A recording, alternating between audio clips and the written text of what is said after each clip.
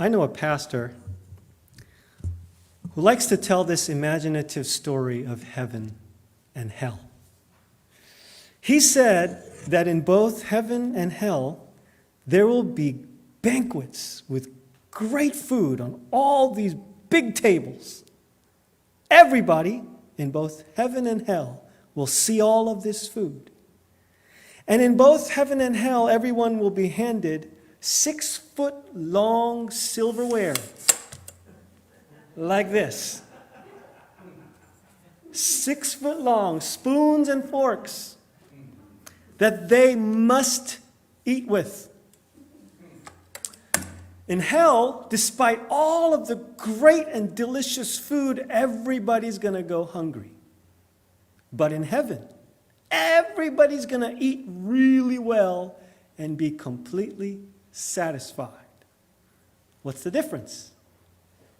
In hell, everyone is busy trying to feed themselves with these 6-foot-long spoons. But in heaven, everyone picks up their 6-foot-long spoons and serves one another.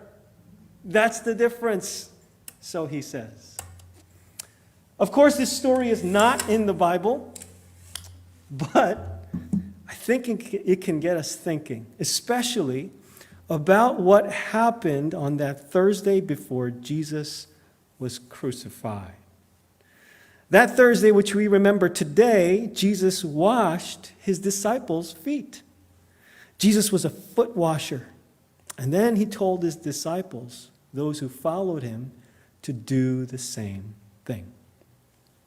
Now, I want us to look at that story again tonight because as many times as you might have heard this, and as I might have heard this, there are 3 big surprises in this story that always touch my heart and challenge me. And I hope tonight that it would do the same for you. The first big surprise of this story is that Jesus washed feet. The washing of feet was a hospitality ritual in ancient times. People walked everywhere on dusty roads with sandals on their feet, and they ate dinner reclining on their side, really on the floor, so that everybody could see your feet. That's why when guests gathered together, kind of had to wash your feet. But this was not a job for the host. And it wasn't a job for the guests. No, either you did it yourself or it was the servant's job to do this.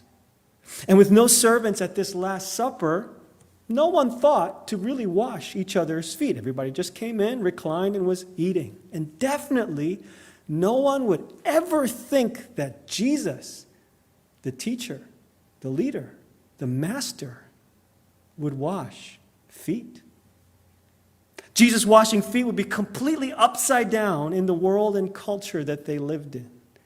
But you know, as much as time has passed, it's still completely upside down in the world and culture we live in today, at least still in a lot of places. Imagine the greatest person that you can think of, so far beyond you, you would never ever meet them or ever be like them. Imagine they were washing your feet. It still blows your mind, doesn't it? If you cannot imagine anybody so great, that means you're the greatest person you know. So imagine you washing the feet of somebody so far below you that you'd never think to meet them or be with them. The world we live in says the bigger you are, the more other people should serve you. And the bigger you are, the more you should feel that other people should serve you. And yet, we are told that Jesus did the work of a servant. He washed feet. He looked around in the middle of dinner, saw that nobody's feet were washed. And he didn't say, hey, guys, wash your feet. No, he got up, took off his outer clothing, wrapped a towel around his waist, grabbed a basin and water, and started himself to wash his disciples' feet. John 13:3 tells us Jesus knew that the Father had put all things under his power. Think about that. All things under his power. What would you do with all the power in the world? What would you do with any power in the world? What would you do with any power, ability that you have right now? Would you expect others to serve you? Would you order other people around? Is there something you'd consider beneath yourself to do? Or maybe you would think, well, if they did it first, then I would do it. Or would you, like Jesus, pick up a basin and a towel and start to serve? Jesus, with all things under his power, washed feet. The second big surprise in this story is Jesus saying to Peter, unless I wash you, you have no part with me. When Jesus starts to wash feet, none of the disciples move. And I find that kind of surprising. Because wouldn't you say, if you were there and Jesus started to wash feet, wouldn't you say, whoa, whoa, whoa, whoa, Jesus, don't do that. Let me do that. That's not for you to do. But nobody moves. Maybe because they're too shocked.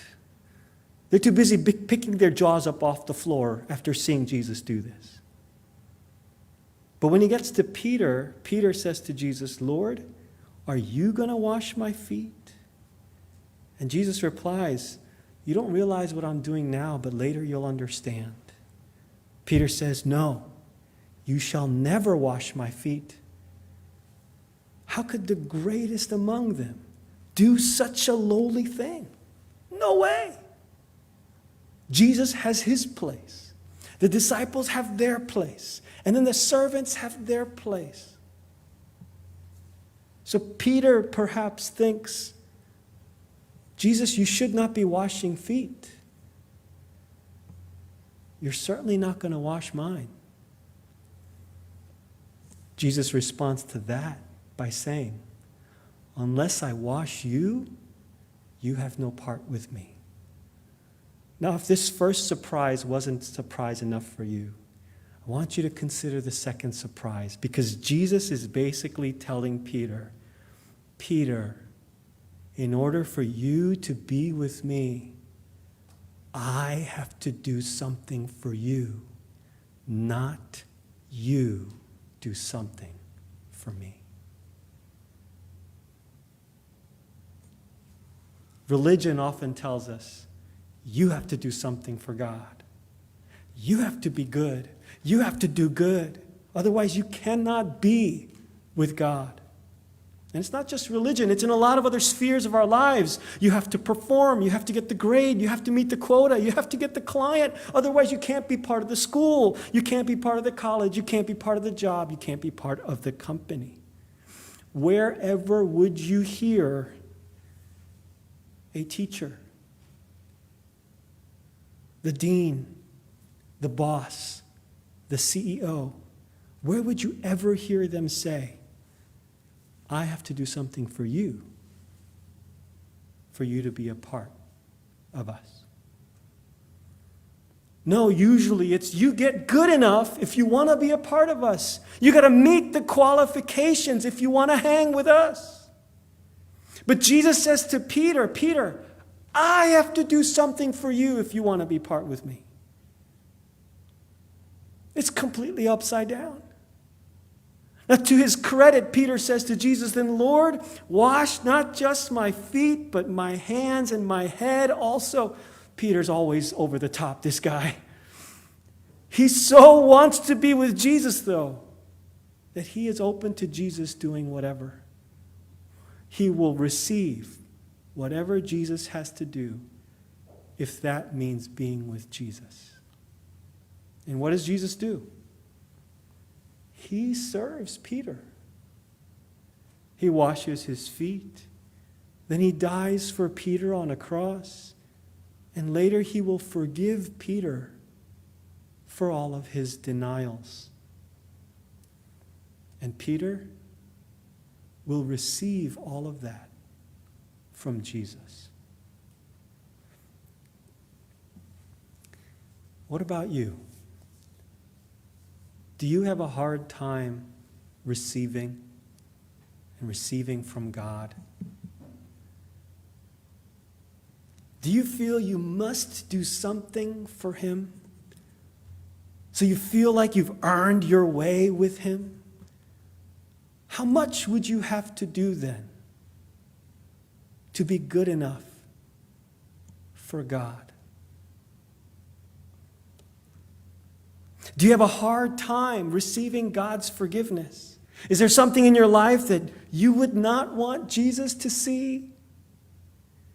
That you would not want Him to talk to you about or even think about? Maybe you feel like that thing is so beneath Jesus, like washing feet. Why would Jesus trouble with that? But you know, Jesus died for that thing.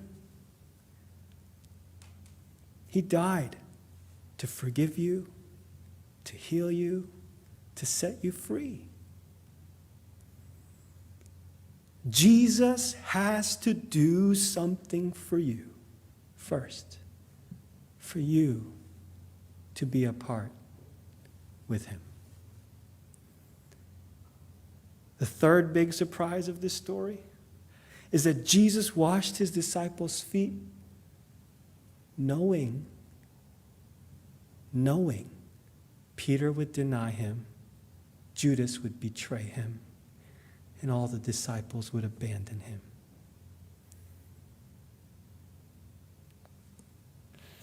They were all there at dinner, and they all got their feet washed by Jesus. And Jesus tells them, now that I, your Lord and teacher, have washed your feet, you also should wash one another's feet. Now, this part of it challenges me, because I would say, okay, yes, I'll wash feet like you, Jesus. I'll serve other people like you, Jesus. But would I wash the feet of somebody whom I know will deny even knowing me? Would you? Would I wash the feet of somebody whom I know is going to betray me? Would you? Would I wash the feet of those whom I know will not be with me in my time of need? Would you?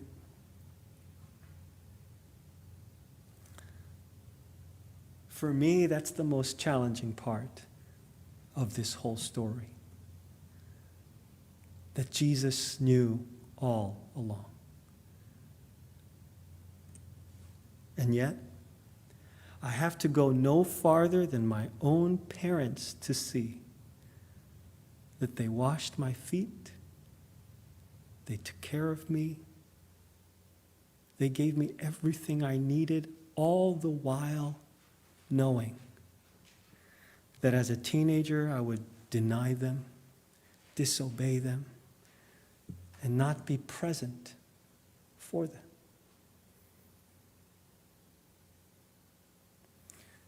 Or maybe they didn't realize until it hit them, right? But all along, they washed my feet. Jesus washed His disciples' feet knowing that they would abandon Him. And John 13:1 tells us, having loved His own who were in the world, He loved them to the end. He loved them to the end as much as anybody possibly could, because knowing they would fail Him, He loved them anyway. Talk about amazing, gracious love. What does this mean for all of us? First, it means that we must receive love and grace from Jesus Christ. The past few weeks, I've been talking about spiritual disciplines as things that we must do to follow Jesus better. But before all of that, Being in close relationship with God is something that starts not with what we do, but with what Jesus has done for us. Jesus died on the cross to forgive us of our sins, to wash you clean, to make you pure and holy, so that you can be with him and walk with him, following him forever. He already did it for you. But you know what you have to do? Is you have to receive it. Just like when you got a Christmas gift as a child, you didn't earn it. Somebody else got it for you and paid the price for you. But even if it's under the tree with your name on it, even if it's handed to you point blank, you still got to receive it. You still got to open it. And it's when you do that that you're filled with joy.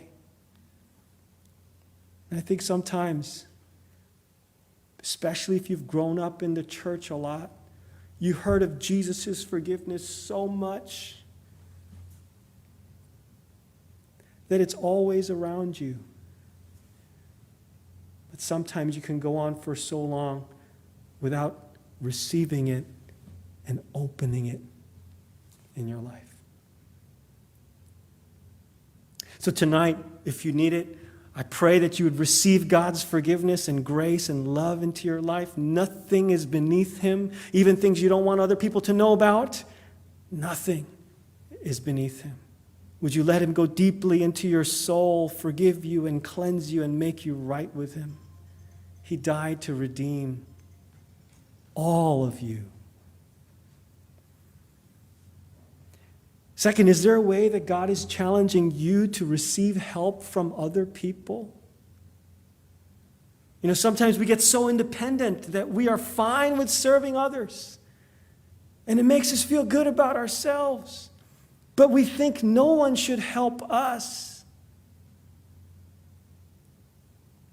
Well, if you cannot receive help from others, how can you receive help from God? Maybe some of you, I don't know, but maybe some of you sometimes, me sometimes, we need to be okay with asking for and receiving help. Finally, if you have experienced God's forgiveness and cleansing and you recognize he served you on the cross, then whom can you serve? Whose feet do you need to wash, so to speak?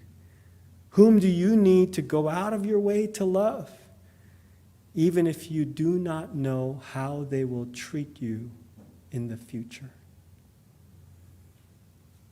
I was watching a devotion, and I don't remember what the devotion was about because I was mesmerized by a sign on the wall behind the speaker.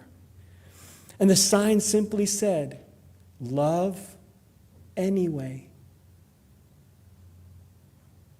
Who is God putting on your heart to love anyway? To be clear, I'm not talking about enduring abuse of any kind. But if that's not the case, whom do you need to love? Maybe whom do you need to forgive anyway? You know, if we were all to know the grace of Jesus Christ, how he served us, and then we were all to serve others as he served us, I believe it would completely change the world we live in. It would flip it upside down, don't you think? Because everybody's busy serving themselves right now. People are thinking, I've been cooped up in this pandemic and I need to get out and do what I want. People are thinking, well, you better do what I want. You better serve my pleasures or forget you.